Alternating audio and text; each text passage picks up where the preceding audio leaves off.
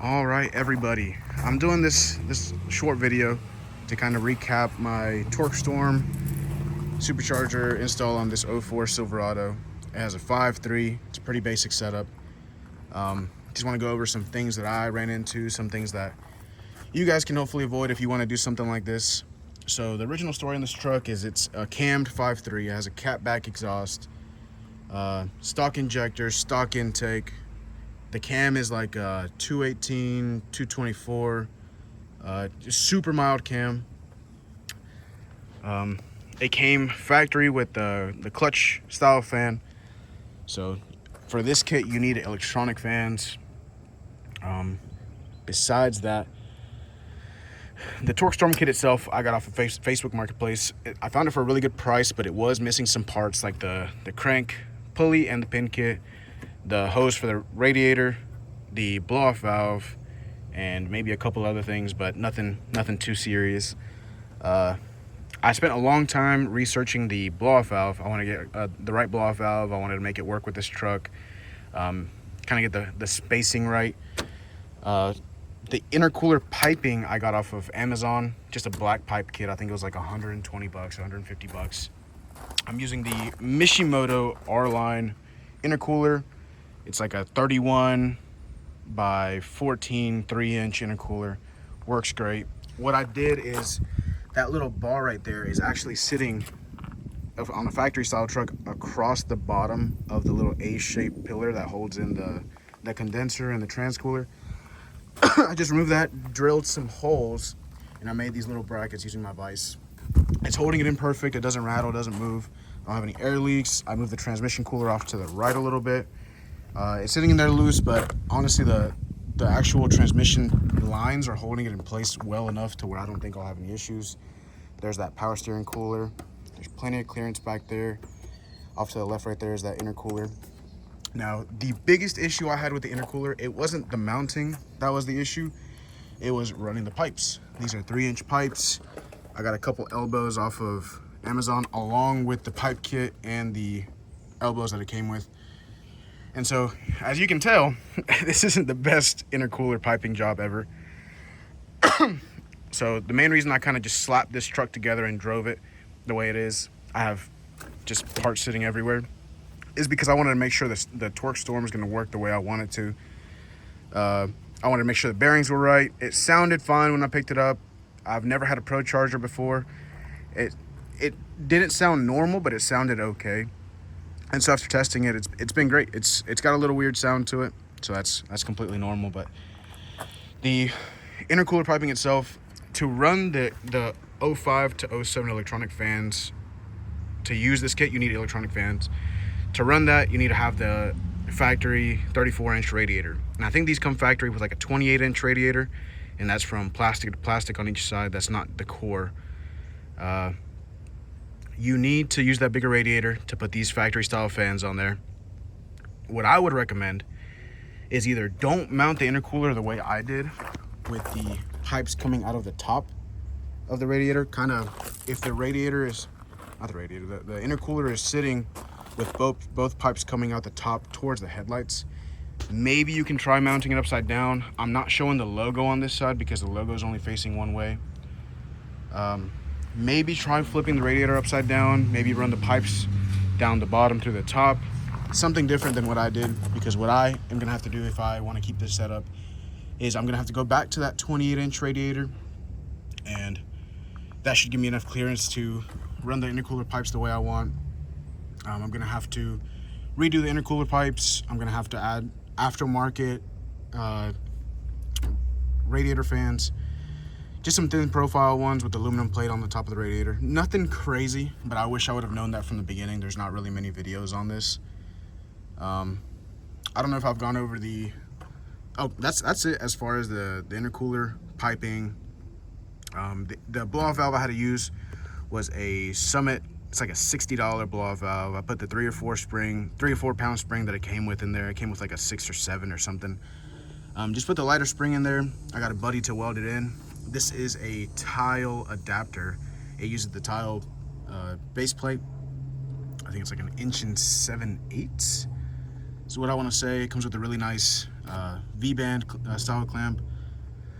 And yeah, that's everything on the cold side. I feel like that's the most difficult side of things as far as putting it in one of these trucks. There's not really a kit to mount the intercooler that's, you know, budget friendly.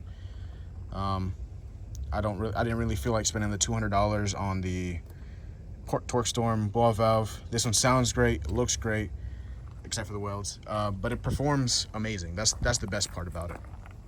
So going from everything in front of the engine, besides the intercooler, besides the fans, the radiator, the overflow tank for the radiator, it's just sitting loose in here right now. So if you have it, you can't mount it in the stock location because of the intercooler piping. And if you clock the Torquestorm whichever way you want to, if you clock it facing down, I'm sure you could fit the tank in there. I didn't do that. I wanted the pipe to run across the top here. So what I'm gonna have to end up doing is relocating my overflow tank. Probably gonna mount it somewhere else. But I just set it loose in there for now so the hood can close. If you have it mounted to these two tabs, there's actually a mounting point for these two tabs right here, almost like as if it were a stock option. The cap interferes with the hood doesn't close. Maybe you can do that with the HD hood on these. I'm not too sure, I haven't tried it, I haven't looked into it, but I'd rather just get a new tank. So that's this front. Attaching to the engine, that radiator hose, I just walked into an AutoZone. I found something that would fit similar to what I need. Got the right size, works perfect. I also didn't get the thermostat straight pipe kit, I guess. It's just a straight outlet for the thermostat housing. I ordered one off of Amazon. It's like the ICT billet special. It's worked great, no leaks. Besides that, I think I've gone over the fan wiring. It's off of like a 06 Cadillac. It's a stock option, works great. Now the engine itself, it's a low mileage 5.3. It's got like a 214, 218 cam, LS3 injectors. I've got these EV1 to EV6 adapters off of Amazon. They work great so far, no misfires. It has TR6 plugs, stock exhaust, stock intake. What else? I'm trying to think. So the two things you have to add on for the Torquestorm if you want to run speed density is I ran a map sensor, a different map sensor, and it's actually the stock. You can use the stock connector off this 0453. You just have to use the Cobalt SS orange label map sensor, and I have the map sensor part number. You can order it off of any Chevy distributor. You can get it from Chevy themselves. It took like 2 days for this one to come in. It was $114. It's not bad at all. You know it's gonna be reliable. It's not like the On3 $30 sensors. I got this air intake temp sensor off of a Malibu, like an older Malibu with like the 3.8. It's a plastic sensor. And so there are tons of videos of people just shaving that sensor down with a little piece of sandpaper because it has ridges on it, the actual temp sensor part. And you just shove it into the purge valve hole. You can do that. I did it very shittily.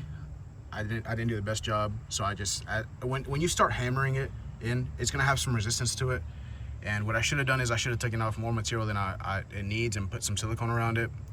I could have gone it in all the way, but it's sticking out maybe like a good 1/4 to 1/2 inch. I'm trying to get it to focus. It still works, still reads like it's supposed to, but I'm gonna get the 3/8 bung welded into my intercooler piping once I get it all sorted out.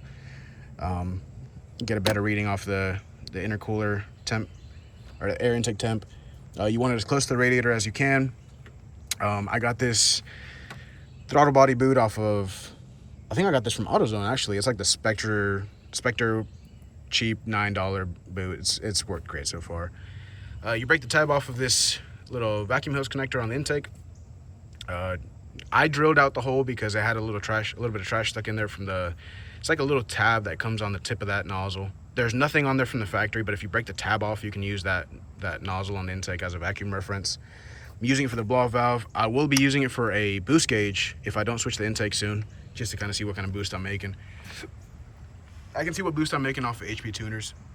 So I'm still tuning the truck. I take the laptop everywhere with me, so I can see what kind of boost I'm making. As far as the engine goes, that's about it. I think I said I'm like at 50-60% duty cycle with the power level I'm at, with the timing I'm at, with these 50-pound injectors. People go with the deck of 80s. I still haven't figured out what I want to go with. I think I'm gonna build out this engine a little bit more and get some pretty heavy duty injectors. An issue I ran into as well is the air intake and the AC line come in really close contact with each other. I need to just find a different solution for the air intake, really, because I don't want to set it down there where the manifolds are.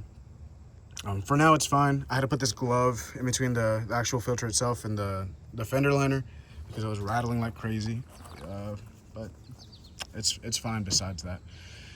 So it's running great. It's doing well so far. As far as the AFR gauge goes, I don't have it mounted yet. I am gonna get it mounted. It's just sitting in this ashtray. But if you drill 2 holes in this panel, you're gonna block the airbag light, but who really cares about that? Just leave it on auto. Drill 2 holes, mount it in there. It's super thin profile. What I originally wanted to do is I wanted to mount it into the gauge cluster. So if anybody seeing this has done anything similar to that, that'd be sick, because there's just a bunch of open space for the AFR gauge to sit in there. It looked pretty factory, and that's what I'm going for. But as far as tuning it, you can wire the AFR gauge into your ECU. Super easy. It's not as hard as it seems. There's tons of videos everywhere. I can make a video on whatever questions anybody has as far as the kit goes, because there's not much on this. And yeah, it's running great so far. Yeah, a lot of pickup power, and I have no concerns. Definitely recommend it. 10 out of 10. Thanks.